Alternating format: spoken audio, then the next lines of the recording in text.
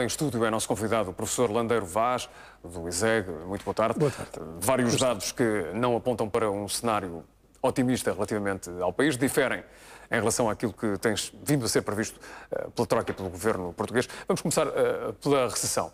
Definitivamente o país em recessão para os próximos anos e ainda sem solução à vista para uma retoma. Sim, a recessão está-se a aprofundar. Naturalmente que há fatores internos e fatores externos, uns mais controláveis do que outros, mas era previsível que isto acontecesse. Ou seja, o que não era previsível é que se esperasse uma recuperação da economia portuguesa tão rápida, porque, enfim, aquilo que se vaticinava eram menos 3% em 2012 e que em 2013, por força da retoma do investimento privado, a economia pudesse recuperar alguma coisa. Mas nós estamos longe de ter investimento privado. E, portanto, só pode aprofundar. Eu percebo que os dirigentes políticos do país tenham que alimentar alguma esperança, não é? Porque, enfim... É a gestão das expectativas. É a gestão das expectativas. É também a gestão das expectativas. Mas, de facto, quer dizer, não era expectável outro acontecimento. Mais a mais estando a afundar, como está aqui ao lado da nossa vizinha Espanha, não é?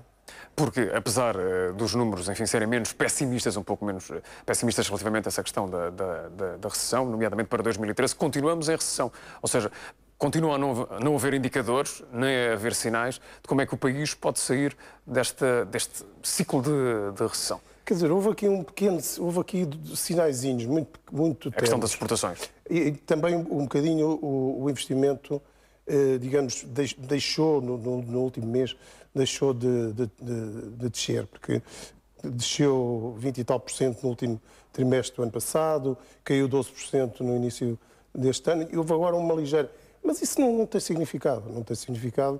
Os fatores digamos, que levam a economia para baixo, esses estão presentes, e embora exista alguma liquidez que tenha vindo do Banco Central Europeu, alguns fatores que podiam ajudar, e eu julgo que alguma esperança também foi colocada nisso.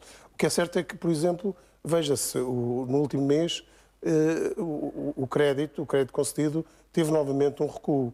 E, portanto, assim não vamos lá.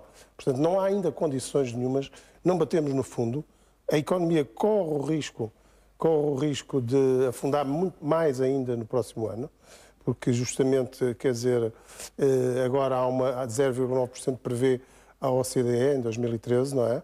Mas pode afundar muito mais, porque isto tem efeito multiplicador. Assim como o crescimento tem efeito multiplicador, a recessão também tem efeito multiplicador. Até porque temos uma economia claramente indexada à economia espanhola e provavelmente estes dados ainda não refletem toda esta crise e este esforço financeiro que está a ocorrer no país vizinho. Só pode ir para baixo. Nem o contexto, nem os fatores internos permitem ter realmente esperança, que todos nós gostaríamos de ter, obviamente. Não?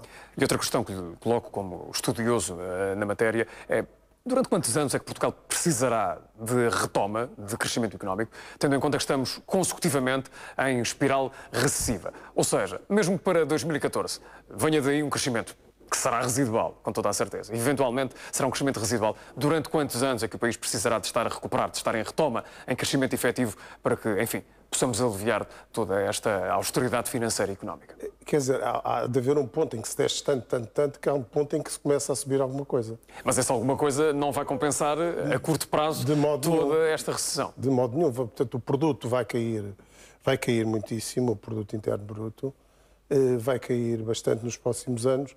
E, portanto, se alguma coisa se recuperar, nessa altura toda a gente vem dizer, bom, já estamos a recuperar. Mas o que se vai descer é tão grande, é tão significativo na economia, a destruição de emprego, etc., que está em curso. Portanto, o que está em curso é um processo catastrófico. Portanto, não é a palavra certa para o dizer. É catastrófico que está a acontecer e, evidentemente, todos nós receamos as consequências de uma crise com esta profundidade. Porque esta crise, fala-se muito nas crises em que o FMI, nas duas vezes que o FMI cá esteve, em 1975, 76 e em 83. Mas esta crise não tem nada a ver com essas. Esta crise é uma crise de uma magnitude tal que é muito mais comparável à Grande Depressão de 29-34 do que essas crises. Essas foram crisezinhas. Mas até aí é diferente, porque nessa depressão do início do século XX havia depois uma margem de progressão para o desenvolvimento industrial, uma das apostas fortes para a recuperação da economia a nível mundial, quase arrisco dizer. Nos anos 80, anos 70, tínhamos um instrumento da depreciação da moeda que podia ajudar a que a balança comercial, enfim, tivesse outra paridade entre importações e exportações. Agora, a margem de progressão... E entramos na União Europeia. E entramos, claro, na União Europeia a partir de 86, na Comunidade Económica Europeia na altura. Nesta altura, a margem de progressão de desenvolvimento é talvez mais diminuta também, e há aqui instrumentos, nomeadamente na zona da moeda única, que não são execuíveis. Caso da depreciação do valor da moeda, há que jogar numa perspectiva global, de conjunto, na Europa. Não, quer dizer, provavelmente haverá mesmo uma saída do euro de algumas economias. Ou uma Europa e um euro a duas velocidades. Um euro a duas velocidades, enfim, Hollande e Cameron há cerca de 10 dias declararam um compromisso de aceitar a Europa a várias velocidades. Esta Europa a várias velocidades já existe em vários domínios, no espaço Schengen, etc. Outros domínios já existe uma Europa, existe uma União Europeia em que dos 27 só 17 é que estão na moeda única. Já é uma Europa a várias velocidades. Mas o que esse discurso quis dizer foi de que dos 17 alguns vão sair da moeda única. Portanto, isso sempre foi muito claro, foi um discurso muito claro. Só não percebeu quem não quiser perceber. A Grécia estará, obviamente, na corda bamba, como se costuma dizer, hoje com a visita de Durão Barroso. Que mensagem poderá levar o Presidente da Comissão Europeia ao governo helénico? Quer dizer, agora há aqui um jogo político mas quer dizer, é verosímil que a vontade, quer do FMI, quer das potências europeias, é dizer à Grécia para saírem do euro. Portanto, a Grécia sairá. Se a Grécia sair primeiro é bom, porque os outros vão ter que olhar para a Grécia com mais atenção, porque, veja, em Portugal ninguém olha para a Grécia com atenção, porque parece que nós estamos a seguir um programa muito diferente do que a Grécia seguiu. O nosso programa de austeridade é muito parecido com o da Grécia. E, portanto, isso é que é o mais espantoso, é dizer assim, bom, há aqui um padrão de política que é semelhante ao nosso e nós vamos ter um sucesso, vamos sair disto por cima e os gregos vão sair disto por baixo. Pedi-lhe um comentário muito rapidamente a alguns assuntos que também são mencionados neste relatório em relação ao desemprego. É incontrolável. Está incontrolável. O desemprego, quer dizer, está a crescer a ritmo. É incontrolável porque a economia está a colapsar. O problema é muito simples. A economia está a entrar em colapso, não é? E, portanto, como está a entrar em colapso, o desemprego neste momento é incontrolável. Sugestão da OCDE para que a retirada de subsídios de férias e de Natal também seja aplicada aos privados.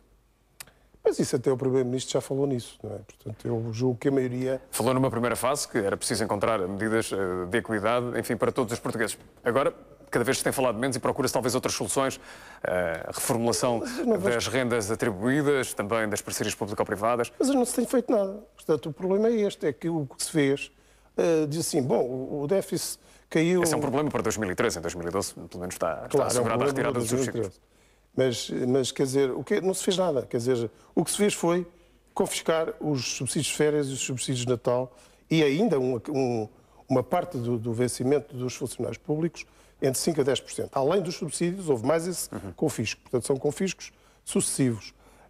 Evidentemente que isso vai ter que ser substituído por uma medida que pode ser apenas um mês ou dois meses para obter a receita comparável e não é equivalente, que é o que se fala, não é?